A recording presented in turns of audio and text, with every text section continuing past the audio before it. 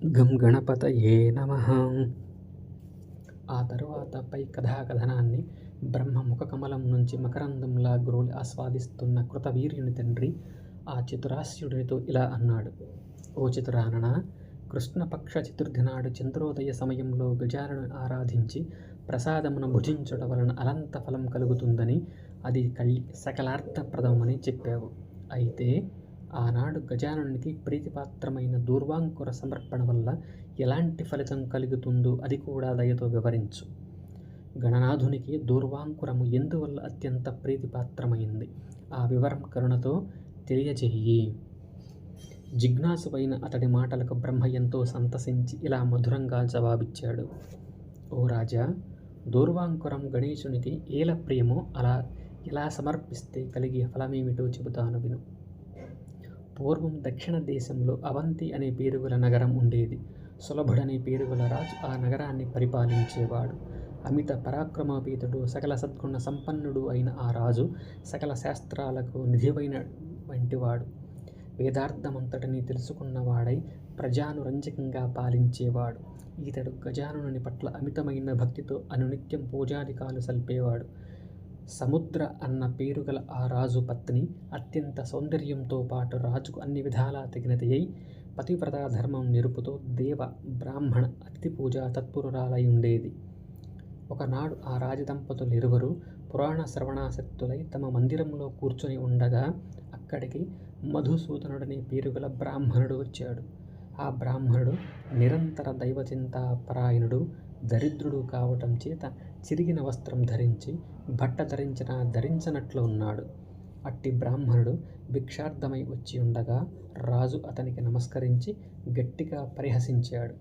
దానికా బ్రాహ్మణుడు కోపంతో మండిపడి, ఓ రాజా, మదాంధుడవై ఆర్ధ్యనై వచ్చిన నన్ను చూసి పరిహసించావు గనుక ఎల్లప్పుడూ నాగలి చాలుకు కట్టుబడ్డ వృషభానివై భూమి దున్నుతూ దుఃఖిస్తూ ఉందుగాక అంటూ శపించాడు.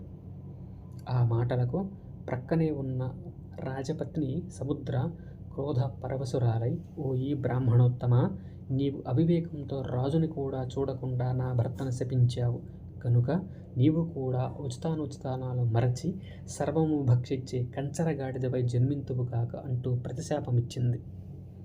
అప్పుడు ఆ మధుసూదనుడు ఆ మాటలను విని ఇలా మండిపడ్డాడు.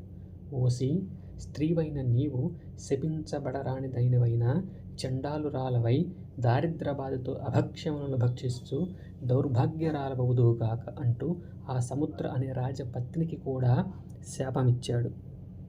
ఇలా ఒకరికొకరు శాప ప్రతిశాపాలను ఇచ్చుకొని దుర్లభమైనట్టి మానవ దేహాలను త్యజించిన వారై సులభుడు తక్షణమే నాగలి దున్ను ఎద్దుగా మారాడు.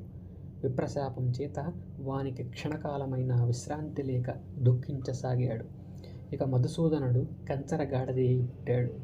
రాజు పత్ని అయిన సముద్ర దుష్టురాలు, ప్రాణహింసకురాలైన చండాల స్త్రీ అయి దరిద్రం ఊలలాడే చోట జన్మించింది. ఇలా ఉండగా చండాల స్త్రీ అయిన ఆమె ఒకనాడు తానుండే గ్రామానికి దక్షిణ దిక్కుగా సంచారం చేస్తూ అక్కడ ఉన్న ఒక అద్భుతమైన గణేశ ఆలయాన్ని చూసింది. ఆ ప్రదేశము అనేక రకాల వృక్షాలతోనూ లతలతోనూ రకరకాల పక్షిగణముల చేత విరాజితమై ఉన్నది. ఆ గణేశ మందిరంలోకి అనేక మంది మహామహులైన యోగి పుంగవులు నియమబద్ధులై గణేశ మంత్రానుష్ఠానానికై విచ్చేసేవారు. ఇలా ఉండగా ఒకనొకప్పుడు భాద్రపద శుద్ధ చతుర్థి సంప్రాప్తమైంది. ఆ రోజున ప్రతి ఇంటిలోనూ గణేశ మందిరాలను నిర్మించి అత్యంత శ్రద్ధాభక్తులతో ప్రజలంతా గణేశును అర్చించసాగారు. ఆ రోజు ప్రళయకాలంలో వలనే భీకరమైన వాన కురియసాగింది.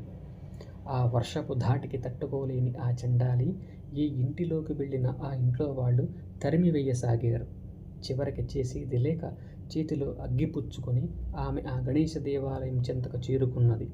అక్కడి వారు కూడా ఆమెను తరిమి కొట్టబోగా కొందరు సాధు పుంగవులు అక్కడి వారిని నివారించారు. చలిబాధ కోర్వలేక గడ్డితో చలిమంట వేసుకొని ఆమె చలి కాచుకోసాగింది.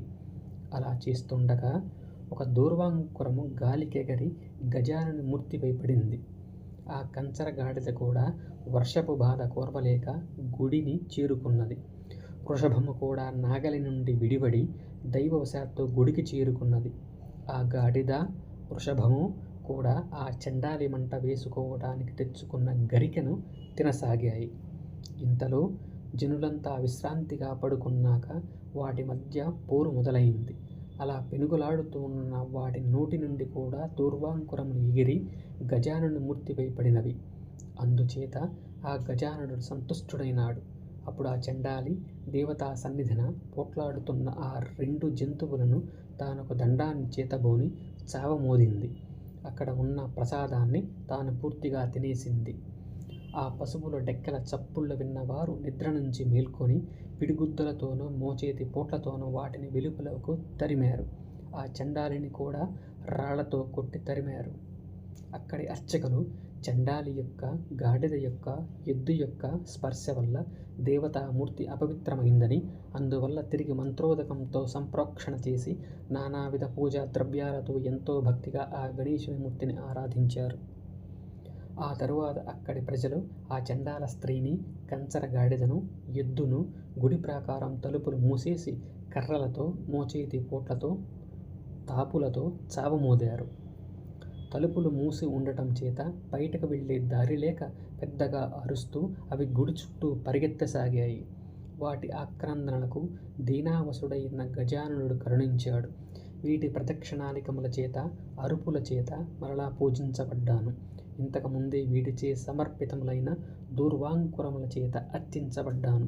ఈ ముగ్గురు నాకత్యంత ప్రీతిపాత్రమైన భాద్రపద శుక్ల చతుర్థి నాడు నాకు ప్రియమైన దూర్వాంకురాలను నాకు సమర్పించారు.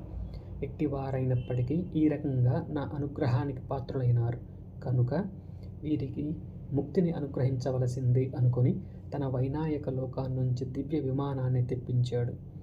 అప్పుడు ఆ మూవరు దివ్యమైన దేహాలను పొందిన వారై గణేశలోకానికి వెళ్ళారు. ఈ మహోత్తమమైన దివ్యలీలను చూస్తున్న యోగులు మొదలైన అనుష్ఠాన పరులు కూడా ఆశ్చర్యచకితులై ఎట్టి పూర్వపుణ్యం చేత వీరికి ఉత్తమగతి సంప్రాప్తమైంది అంటూ విస్తుపోయారు. అందులోని కొందరైతే తమ అనుష్ఠానాన్ని వదిలి ఎలుగెత్తి, ఓ దేవదూతలారా, ఎంతో కాలం నుంచి అనుష్ఠానం చేస్తున్నా మాకెవరికీ లభించని దివ్యానుగ్రహం వీరికెలా ఇంత త్వరగా ప్రాప్తమైంది? అదేమిటో మాకు సెలవివ్వండి. విరక్తులమై, నిరాహారులమై అనుష్ఠానమనుష్ఠిస్తున్న మాకు గణేశానుగ్రహం ఎలా సంప్రాప్తమవుతుందో దయచేసి చెప్పండి అంటూ ఆ గణేశ దూతలను అర్థించారు. ఇది శ్రీ గణేశ పురాణం ఉపాసనా ఖండంలోని దూర్వోపాఖ్యానం అనే 62వ అధ్యాయం సంపూర్ణం.